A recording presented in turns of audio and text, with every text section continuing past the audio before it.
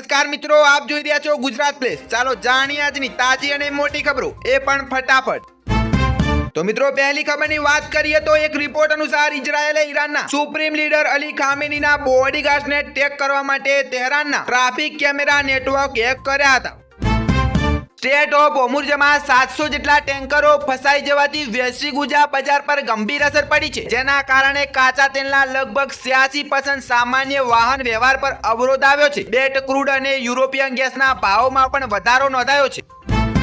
મિત્રો, ખામેનીની મૃત્યુ પછી નેતન્યાહુએ ઈરાનીઓને વિરોધ પ્રદર્શન માટે સડકો પર આવવાની અપીલ કરી છે। વિશેષજ્ઞોનું માનવું છે કે ઇઝરાયલ ઈરાન રાજ્યમાં પતતમાં રસ ધરાવે છે।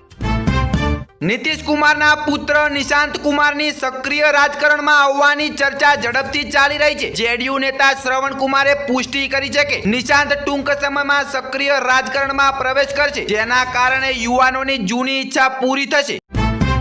દુબઈના ક્રાઉન પ્રિન્સ શેખ હમદાન બિન મોહમ્મદ અને યુએઈના રાષ્ટ્રપતિ શેખ મોહમ્મદ બિન જાયદ અલ નહાયાનને 2 માર્ચ દુબઈ મોલમાં જોવા મળ્યા હતા। ફાટફાટના વધતા તણાવ હોવા છતાં ક્રાઉન પ્રિન્સ મોલમાં ફરવા ગયા હતા। હિમાચલ પ્રદેશમાં રાજ્યસભા ચૂંટણીને લઈને રાજકીય ગરમી વધવા લાગી છે। કોંગ્રેસ 5 માર્ચ વિધાનસભા સંગઠનની બેઠક બોલાવવાની છે અને એ જ દિવસે નામનો દાખલો પણ ભરાશે। મુખ્યમંત્રી સુખવિન્દર સિંહ સુખ્ખુ દિલ્હીમાં છે, જ્યાં ઉમેદવારોના નામ પર ચર્ચા ચાલી રહી છે। ઈરાનના સર્વોચ્ચ નેતા આયાતુલ્લાહ અલી ખામેનેઈનું નિધન થઈ ગયું છે। 1979ની ક્રાંતિમાં સક્રિય ભૂમિકા ભજવનાર ખામેનેઈ 1989માં સર્વોચ્ચ નેતા બન્યા અને લગભગ 4 દાયકાઓ સુધી સત્તામાં રહ્યા। તેમની સંપત્તિ ખાસ કરીને શેતાદ મારફતે $95 અબજથી $200 અબજનો આંકડો પાર કરી ગઈ હતી। પીએમ કિસાન યોજનાની 22મી કિસ્તની રાહ જોઈ રહેલા ખેડૂતો માટે આશા જગાઈ છે। પ્રધાનમંત્રી નરેન્દ્ર મોદી 13 માર્ચ આસામના કોકરાઝારની મુલાકાત લેશે। રિપોર્ટ અનુસાર આ પ્રવાસ દરમિયાન પીએમ કિસાન યોજનાની 22મી કિસ્તની જાહેરાત કે પછી જારી થવાની સંભાવના છે।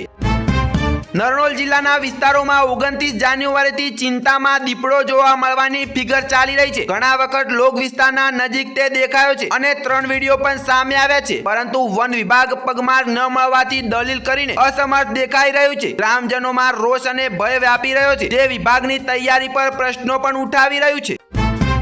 અમેરિકા અને ઇઝરાયલની લડાઈ વચ્ચે ઈરાનમાં 4.3 તીવ્રતાનો ભૂકંપ આવ્યો છે। આ ભૂકંપ ઈરાનના ગરાસ પ્રાંતમાં આવ્યો છે। આ વિસ્તાર ભૂકંપ સર્જન સેઝમિક પ્રવૃત્તિ માટે ઓળખાય છે, પરંતુ યુદ્ધના સમય દરમિયાન આવેલા ભૂકંપને લઈને વિવિધ આગાહીઓ લગાવવામાં આવી રહી છે અને તેને પરમાણુ પરીક્ષણ ન્યુક્લિયર ટેસ્ટ સાથે પણ જોડવામાં આવી રહ્યું છે। સોનિયા ગાંધીએ ઈરાનના મુદ્દે કેન્દ્રની બીજેપી સરકાર પર આક્રમણ ટીકા કરી છે। કોંગ્રેસ નેતાએ પ્રધાનમંત્રી નરેન્દ્ર મોદીની વિદેશ નીતિ પર પ્રશ્ન ઉઠાવ્યા છે અને કહ્યું કે અટલ બિહારી વાજપેયી દ્વારા નેતૃત્વવાળી બીજેપી સરકારે એવું ક્યારે કર્યું ન હતું જે હાલની સરકાર કરી રહી છે। ઇઝરાયલ અને અમેરિકા દ્વારા ઈરાન પર કરવામાં આવેલા સંયુક્ત સૈનિક કાર્યવાહી પછી સ્થિતિ વધુ તણાવપૂર્ણ બની ગઈ છે અને હુમલાઓ સતત ચાલુ છે। આ દરમિયાન અમેરિકાના વિદેશી મંત્રી માર્કો રૂબિયોએ કહ્યું કે ઈરાન વિરુદ્ધ સૌથી ખતરનાક હુમલાઓ હજી બાકી છે।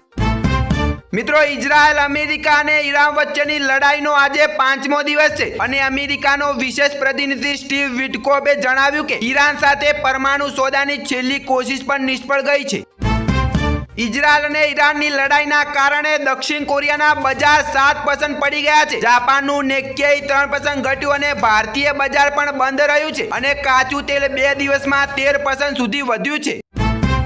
કોંગ્રેસની રાજ્યસભા સાંસદ સોનિયા ગાંધીએ ઈરાનના સર્વોચ્ચ નેતા આયાતુલ્લાહ અલી ખામેનેઈની હત્યા મુદ્દે ભારત સરકારની ચુપ્પી પર પ્રશ્ન ઉઠાવ્યા છે। તેમણે કહ્યું કે દિલ્હીની ચુપ્પી ચોંકાવનારી છે। આ તટસ્થતા ન્યુટ્રલ નથી, પરંતુ જવાબદારીથી પાછું હટવાનું છે।